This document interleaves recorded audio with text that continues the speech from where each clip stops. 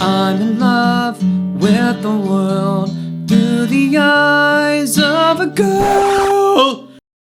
Let's face it, there's nothing worse than starting to play a song that you absolutely love and then you're halfway through it and you realize, wow, this song is really, really difficult or has some notes that sound terrible in your voice. And the truth is that choosing a song that fits your voice is one of the most important skills that you can have as a singer. So not only is the information that we're going to cover today going to be really, really helpful in helping you choose a song to cover or maybe help you through a karaoke crisis, but it can even give you some information about how to write songs that actually fit your comfortable range. I mean, if you're a songwriter, you already know how much it sucks to write a melody that is just absolutely perfect and then realize that you're not actually able to sing it. Think about how much easier it would be if you actually knew that you were writing a song that was going to fit your voice. So today we're going to cover 7 crucial steps. 7, not 5. 7 crucial steps that you need to follow in order to choose songs that perfectly fit your voice. I think back to my own early songwriting days, and I had this song called Bomb the Hills, which had a very, very easy to sing introductory part for like 2/3 or 3/4 of the song was this, let's bomb these hills and we can go surfing. Use these parking signs, surfboards, and on like that. And then 2/3 of the way into the song, it had this, and I got caught up in the wave. And then it went like that for like another whole minute on top of that. Now, these days, I understand that my crucial mistake was, number 1, I didn't have good vocal technique, so I couldn't actually sing that higher part in the song. But number 2, I was just kind of feeling through my song. I was just really kind of following my own gut instinct about how I wanted that song to go without any real knowledge of whether that song was in my range or not. Okay, without any further ado, let's go ahead and jump into those 7 steps to choose a song that's perfect for your voice. My very first step in choosing a song that fits your voice perfectly is probably the most controversial, but here it goes anyway. You want to choose a song that fits your gender. Now, let me start off by saying I'm not trying to enforce gender norms or sexism or that I'm transphobic in any way. As a matter of fact, I have a fantastic video on how to sing better if you're trans in case you're interested. The reason that I bring this up is because one of the most common mistakes that I see beginning singers make is they choose songs that are written for a different gender's vocal range. And this makes sense, right? I mean, after all, like inspiration can come from anywhere. So, maybe I listen to an Adele song and it's a beautiful song and I'm like, oh my gosh, I absolutely want to cover that. Or if you identify as female, maybe you hear like a Tom York or a Radiohead song and you're like, wow, that sounds super cool. I really want to cover that. And by the way, if you're non-binary or trans, just pick songs that are sung by the gender that feels the most comfortable to you and that you identify with. Actually, the reason that this is my very first guideline for picking a song that fits your voice is because if you choose a song that's actually written for a different gender, naturally you're going to be trying to chase that vocal range, and it's probably going to be in a vocal range that's very, very difficult for you. And that means that you're either going to have to sing that same melody either an octave higher or an octave lower than originally written, or you're going to have to transpose it to find the perfect key that fits your voice. Or in the worst case scenario, you're just going to strain your voice to hit notes that it isn't very comfortable hitting. Now remember, you can always expand your range to hit notes that aren't comfortable for you right now, but that will take some time. But just to keep things really simple, when you're first starting off looking for a song that fits you perfectly, go ahead and start by searching other singers that have the same gender as you. That brings us to step number 2, which is that you want to choose a song that fits your vocal style. The truth is, it's really difficult to do a cover song in a totally new way. So go ahead and choose a style of a song that you already feel really comfortable with and that you want to sing in that genre. By the way, I also want you to go ahead and actively prove me wrong on this second guideline, because there are so many great examples of songs that are wonderful, wonderful covers of the originals. I'm thinking like Hurt, performed by Johnny Cash, originally written by Trent Reznor of Nine Inch Nails, or you can look at Hallelujah, originally written by Leonard Cohen and later performed and perfected by the great Jeff Buckley. There are tons of examples out there. My point is that basically, if you're just getting started off, you want to make sure that you're already choosing something that's kind of in the world that you want to live in, rather than trying to do something completely different in a totally different style or genre. That brings us to step number 3. So if the last 2 steps were maybe a little bit more general or philosophical, now we're going to get super, super technical. In step number 3, you need to find your vocal range. Now, what is vocal range exactly? Well, vocal range is nothing more than the measurement from the very lowest note that you can sing in your voice, like all the way up to So an example of a pretty typical vocal range for people who identify as male is from a C3 up to, let's say, a C5. That means a C in the 3rd octave, the C below middle C, and the C in the 5th octave, the C above middle C.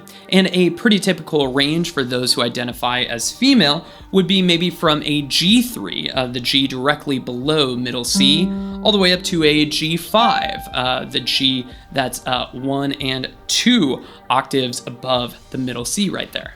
The reason that I say it's so important that you find your vocal range is like, how are you going to know if you can sing the notes in the song if you don't actually know what your vocal range is? Like, how can you actually know that you're going to be able to sing those notes if you have no idea whether those notes are within your range? Well, luckily, I've created a totally free app that you can use to test your range in only 6 seconds. Just go to rangefinder.ramseyvoice.com and find your range there.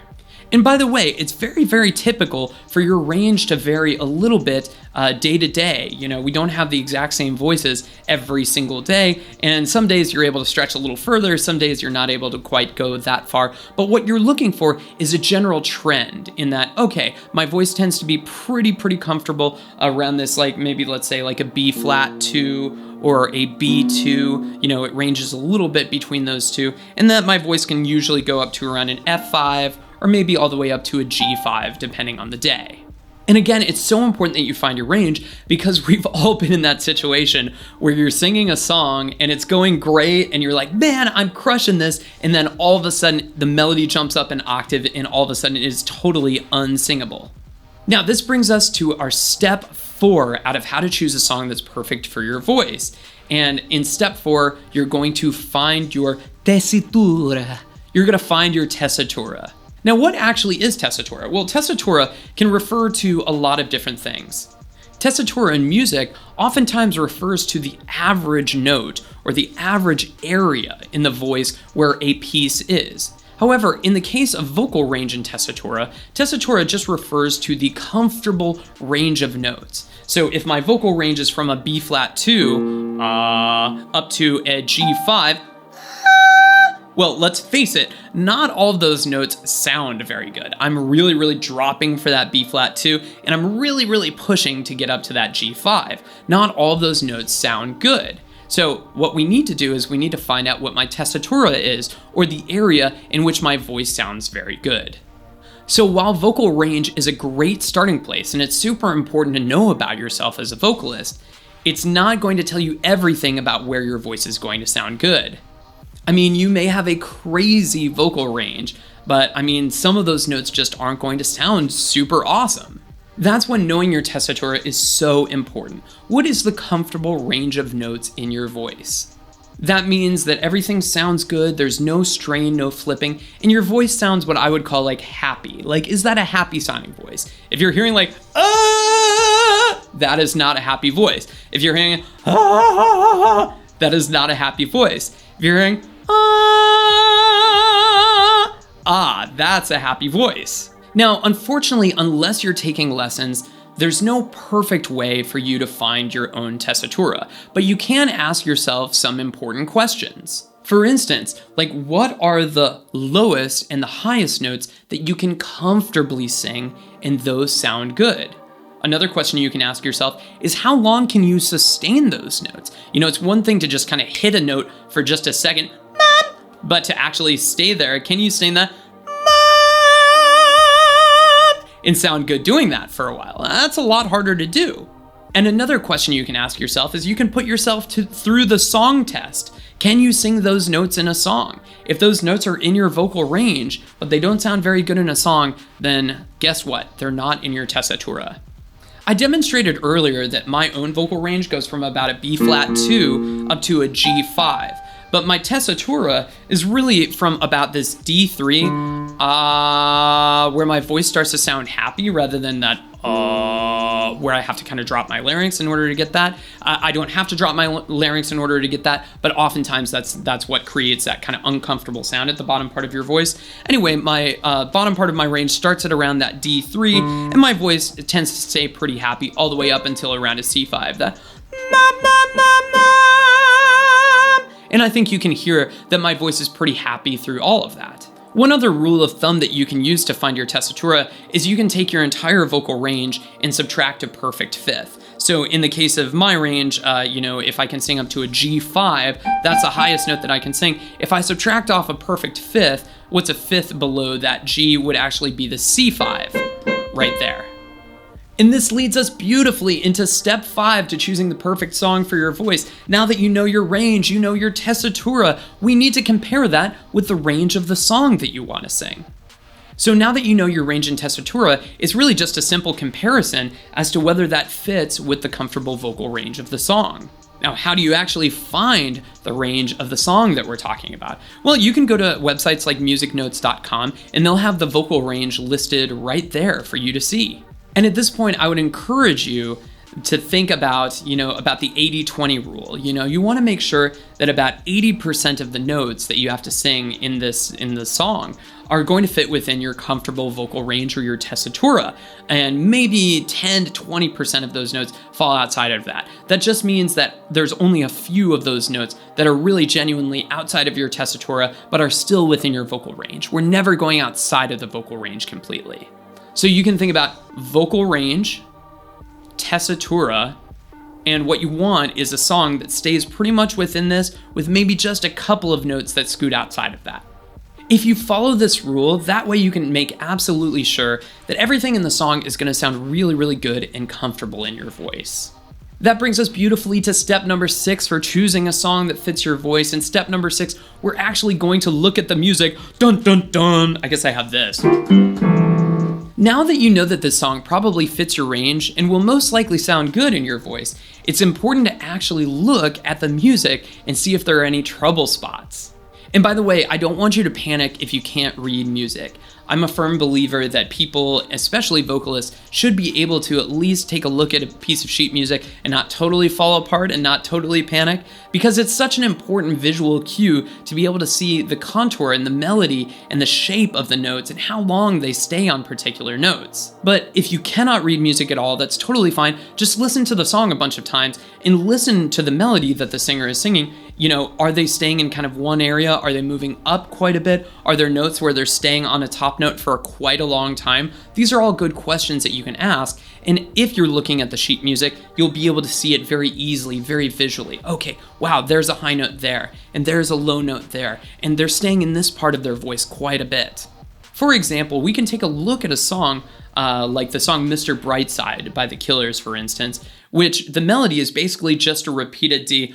Coming out of my cage and I've been doing just fine. Gotta be down because I want it all. Now that D4 is well within most tenors' ranges. However, it is very, very close to the passaggio or the bridge or the place where you're transitioning between your chest voice and your head voice.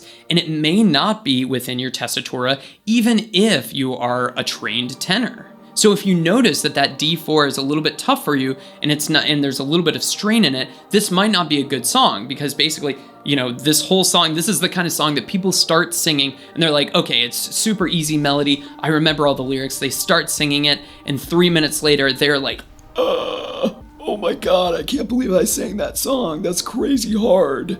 Why is it difficult? Because you're basically staying at the very, very top of your chest voice at a pretty loud intensity for like 3 whole minutes. So that makes it pretty tough. This is why you want to look at the music and listen to it to see if there are any trouble spots that you might be missing. That brings us beautifully to step number 7 in how to choose a song that's perfect for your voice.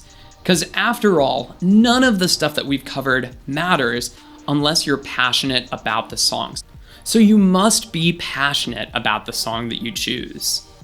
Obviously, you want this song to sound amazing, but how are you going to give it the treatment it deserves if you don't really like the song? That's going to be a lot tougher.